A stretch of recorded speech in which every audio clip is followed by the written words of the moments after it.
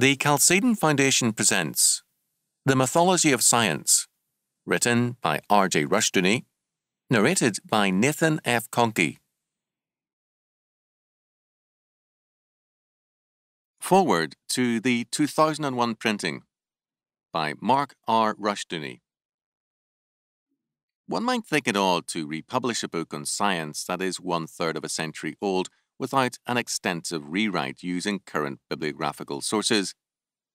The Mythology of Science, however, is not a book on science in the empirical sense of observation and quantification. Its purpose, in fact, is to point out the fraud of the empirical claims of much modern science since Charles Darwin. This book is about the religious nature of evolutionary thought and how these religious presuppositions underlay our modern intellectual paradigm and are deferred to as sacrosanct by institutions and disciplines far removed from the empirical sciences. This book was first published in 1967 at the height of the US-Soviet space race. The bibliographical data of this book is dated. Its analyses are not. In fact, the author's analysis in the midst of a virtual cult of science is more penetrating for its prescient understanding of the direction of science divorced from the reality of an omnipotent God. Quote, "Thus, it is not predestination in itself which is an offence to man, but predestination by God. The culmination of process is control by scientific man of the various aspects and phases of process, so that evolution is to be guided and controlled, life is to be created, minds invented as tools of the new gods, human minds shaped and directed by the gods of science through chemistry, and society itself made into a great machine in which man, economics, education, sexual reproduction, and all else are made subservient to predestination by scientific controllers." End quote. The author's comments must also be viewed as particularly courageous in light of the deferential awe of science and all things scientific at the time. This prevailing difference, as the author notes, extended so far into the church that few wished to consider the possibility that Scripture did not allow for an evolutionary interpretation. The fear of being characterized as, quote, unscientific, end quote, caused most churches to abandon biblical creationism without a fight.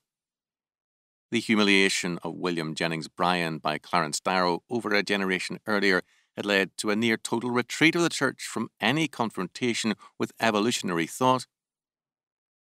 The book reviews have also been retained as appendices. They were reviews of already dated books at the time of this work's first publication. They are of value as comments on ostensibly conservative, liberal and Catholic strands on evolution. The sole change from the author's manuscript has been to the title of Chapter 3. The original title, Man in 1984, had an appropriately futuristic ring to it in 1967. Its title has been changed to, quote, Orwell's 1984, Horror or Hope, end quote, to reflect the religious, ethical divide that continues to shape the debate. Again, the author's insight remains as relevant today as ever.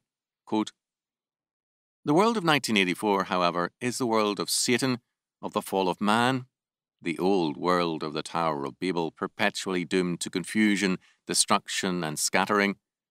It is no brave new world, but the age-old doomed world of covenant-breaking man.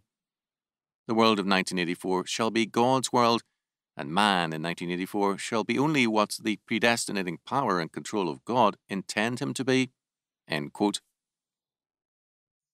The quote-unquote mythology of modern science is its religious devotion to the myth of evolution. Evolution, quote, so expresses or coincides with the contemporary spirit that its often radical contradictions and absurdities are never apparent, in that they express the basic presuppositions, however untenable, of everyday life and thought. End quote. In evolution, man is the highest expression of intelligence and reason, and such thinking will not yield itself to submission to a God it views as a human cultural creation, useful, if at all, only in a cultural context.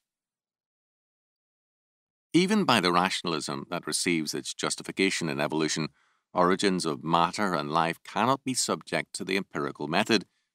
It is history, and is no longer observable, measurable, or repeatable. Views of origins are dependent on faith, and one's position speaks much as to one's religious tenets.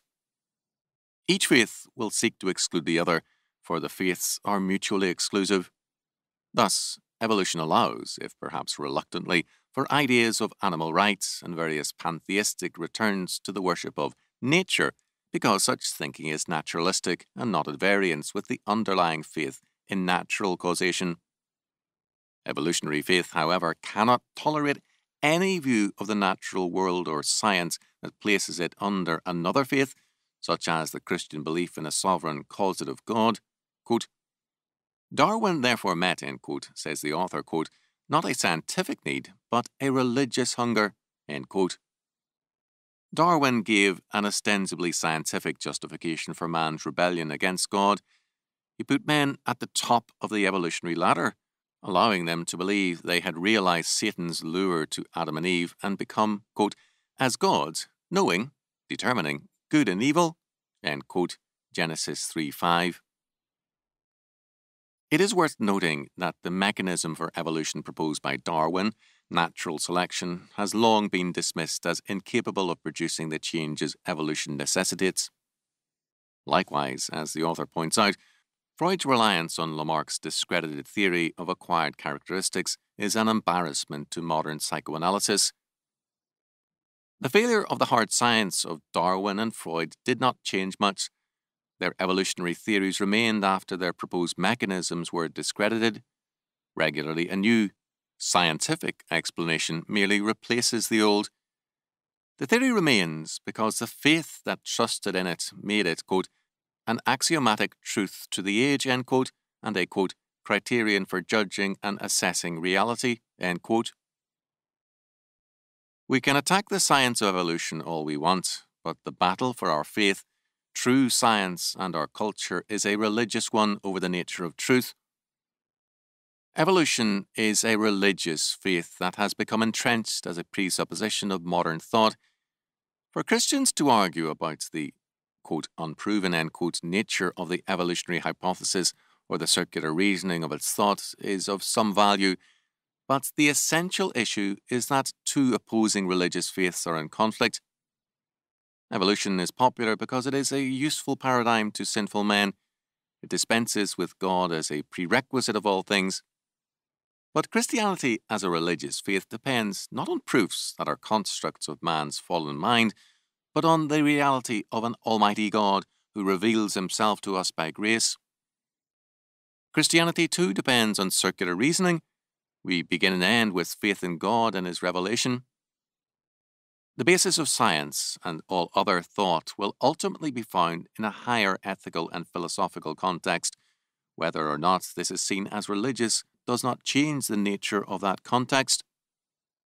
Ultimately, the great questions of life and thought are of faith.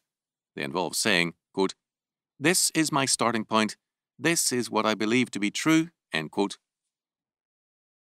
Part of the mythology of modern evolutionary science is its failure to admit that it is a faith-based paradigm.